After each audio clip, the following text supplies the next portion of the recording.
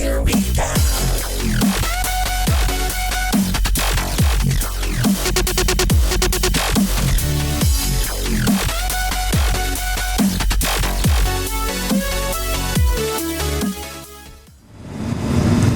What's that, an MT-07 in the back of a ute?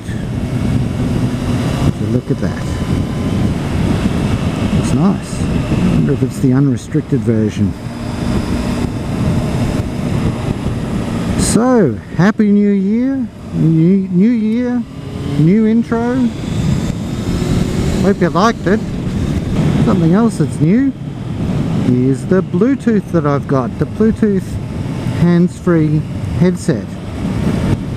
So as I may have mentioned on other occasions, I actually used to have a Scala Rider Q3.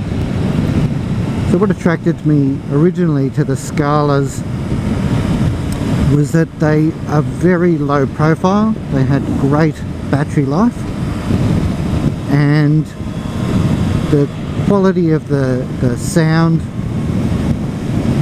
was just quite good, both with the speakers inside the helmet as well as the noise cancellation. So as you can imagine, when you're talking on the phone or you're talking on the intercom, the noise cancellation is quite important. Otherwise you're going to pick up all the road noise, you're going to pick up the sound of the engine, and most importantly is you're going to pick up all the wind noise that comes through your helmet. But whilst I felt it was okay, I'd gone out on a few rides with mates, and they didn't have Scalas, they had Senas. Now, with a few firmware upgrades, there was actually some compatibility between the Senas and the Scalas, and I was actually able to connect with one after much farting around doing all sorts of stuff. And for the most part, I found that it wasn't too bad for the intercom system. What I did find really annoying was that when they went out of range, when we came back in range, it didn't automatically reconnect. Whereas from everything I'd heard, if you're on the same brand, they would auto reconnect. So anyway, I'd been dealing quite well. The Scala Riders, I'd had them for about 18 months. They have gone through 40+ degree heat. They have gone through torrential rain. The batteries have been charged continuously. And look, to be honest, the battery life on those things is just phenomenal. You get a week of use, and I basically listen to music over the Bluetooth every morning and every afternoon. And if I was out on a ride for several hours with mates, not an issue. The power's going to be there from the start to the end of the day. Anyway, I was taking it off to charge it off the connector, and I accidentally snapped the tongue that holds the Q3 unit on. Now it's a very low profile unit. It's quite good. And when you compare it to a Sena, the Sena sits out quite a bit from the side of your helmet. But unfortunately it's snapped off. So I put up with a rubber band holding it on, put up with some blue tack holding it on. But at the end of the day, I bit the bullet and thought, oh, what the hell. All my mates have got Senas, let's go for the Sena. So I've gone out and got myself a Sena 20s. So I've now been using this since I got my bike back, so it's been about a month, and it's not bad. It's not bad. So my Shoei helmet has ear cutouts, and it used to fit the Q3 ear pads in there quite well.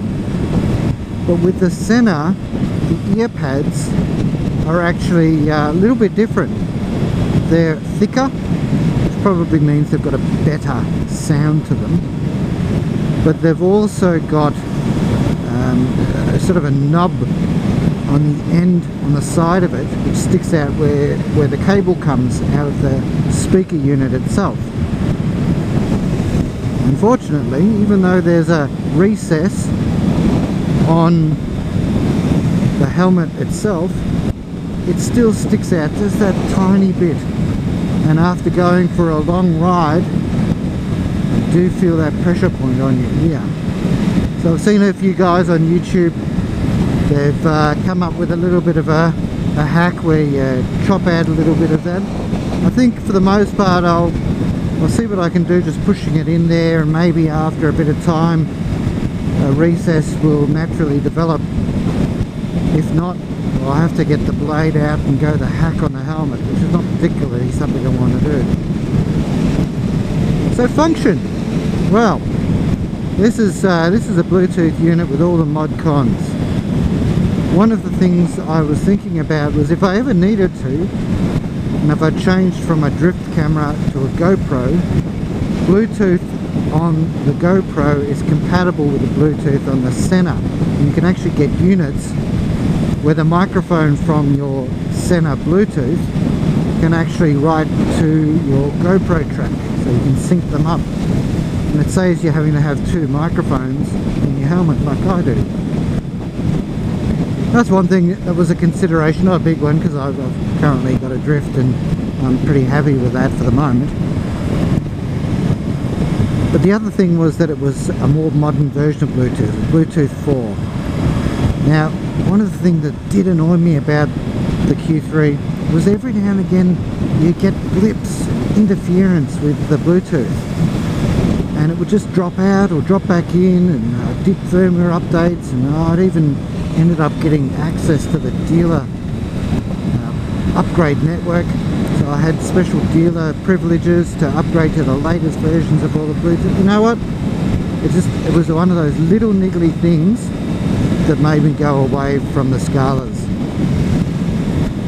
So from a connectivity perspective, I've had absolutely no issues whatsoever. Bluetooth, beautiful, very responsive, very good.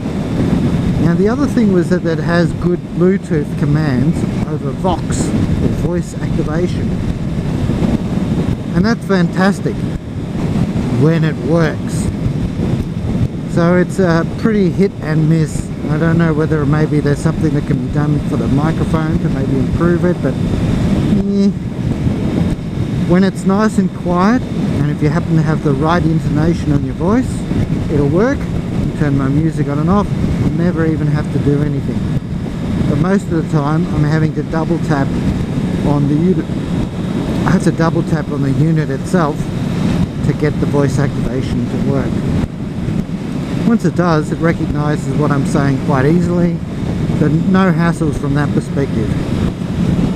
But sometimes double tapping it can be a bit of a weird situation. There are sometimes I'll sit there, and I reckon people must think I'm going mad. I'm sitting there banging my head, tap, tap, tap, tap, tap, tap, and inside the helmet I'm going, music, music, hello Sena, music, music. Nothing's bloody working. The sound that comes out of the speakers to play my music is perfectly spot on. The volume isn't as high, it isn't as loud on this unit as it is with the Senas, which is surprising because I actually thought the opposite. But the app works much better. It syncs up to the phone way faster than the Cardo, and overall the experience with Bluetooth and listening to music, far better than the Scala Q3. So from an intercom perspective, I've only ever really used this once, and that was with somebody else that had an old Sena as well. Now I sort of was led to believe it's a one-touch blah blah blah. No, it's not quite one touch. In fact, with an older unit you have to start pairing that first, and I have to set mine into pairing mode. Once it's paired, not a problem. Going out of range, it'll drop out. Now they talk about it being up to 1.2 1.4 kilometers. Yeah, even in a straight line I don't think I'm getting that far. Probably closer to about 900 meters. And this fella that I was connecting to said his brother, who also has a Sena, one of the newer models, got about the same. So look, at the end of the day, when you're out with buddies, you're traveling pretty close together anyway. It's when you're in bigger groups, you might want to talk to the ride leader or somebody who's a sweeper at the end, or a tailing Charlie. Those guys could be useful to be able to get the distance, but they're probably going to be longer than a couple of Ks out anyway, at least with the groups of rides that I go on, because normally you end up with more than just a handful of riders. So it's no big deal. It's not a deal breaker for me, and I'm pretty happy with the clarity. I could hear perfectly fine. We didn't get crackling, and effectively when you drop out you get the slightest bit of quality diminishing, and then bang, that's it, beep beep, you're out.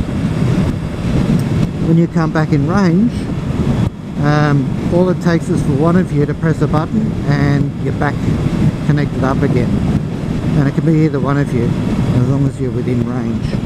I did notice that he had an older model Scala, and more often than not it was him that was initiating the reconnection. So it could be just something to do with the older models. I'm yet to try it with somebody else that's got a 20s. I'm hoping to get out for a ride with a buddy that's got that soon, and we can test that one as well.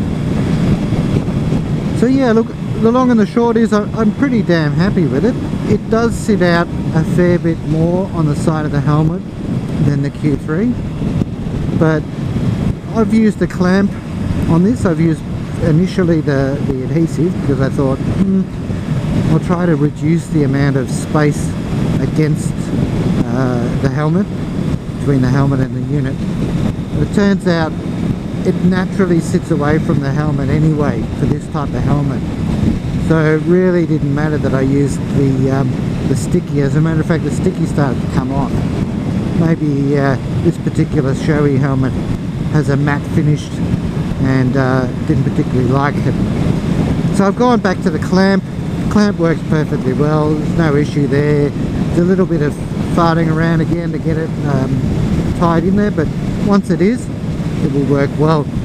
If I had to make a design suggestion, I'd be suggesting that they actually have a clamp mechanism that has a single screw that sits at the bottom, and then you screw that clamp, and then that screws the two pieces together a bit like a vice. Whether that would add more bulk or more weight, I don't know. I'm sure that engineers can come up with an answer to that solution, but that would make life a lot easier. You could probably design it so it sat a lot flusher to the bottom of the helmet then, and you wouldn't have to worry about the issue with trying to get an Allen key in behind your padding inside your helmet, which on these you actually have to go in behind a separate piece of hard foam that sits outside the core part of your helmet. From a wind noise perspective, I've spoken over the phone. The missus can hear me perfectly fine, so this helmet and this unit, 20s, seems to be a pretty good match. So there you go. Funnily enough, I've got my wife on the back of the bike lately, and I think I might actually have her hooked, and I might get her back on it again. So the old unit, annoying though it may be, might come in useful to be a passenger unit. I don't think we'll have too many problems syncing up or communicating over that distance, so I may be able to recycle that after all. Well, once again, to all my followers, thank you very much. Don't forget to jump onto Facebook and Twitter. I do put a few extra bits and pieces of commentary and different bits and bobs that I hear about the motorcycling world that interest me. I put that up on Facebook, so follow me on Facebook and you'll get to see those updates as well. In the meantime, thanks very much, and I'll catch up again soon. See ya.